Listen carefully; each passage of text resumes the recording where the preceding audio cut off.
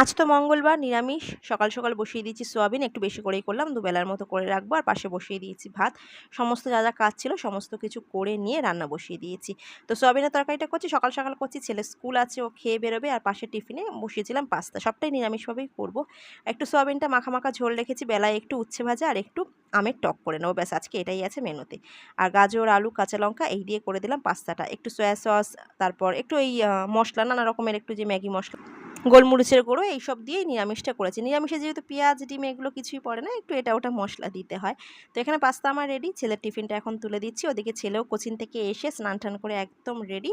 তো পাস্তাটা তুলে দিয়ে তারপর ছেলেকে ভাত খাওয়াবো। ও ভাত টাত খেয়ে বেরিয়ে গেলে ব্যাস, এবার হাজব্যান্ড আছে, হাজব্যান্ডকে ছেড়ে তারপর শুধু স্নান পুজো করলেই কমপ্লিট। তো মোটামুটি ওদিকে দুজনেই বেরিয়ে গেছে। তো এখন এই বেলার মতো আমার কাজ বাজ কমপ্লিট। সকাল সকাল সব কিছু সেরে নিয়েছি, স্নান করে পুজোও করে নিয়েছি। ঠাকুরকে আজকে ভোগে দিয়েছিলাম মালপোয়া। ফুল আনা হয়নি, ফুলটা এখন রেগুলার পাওয়া যায় না।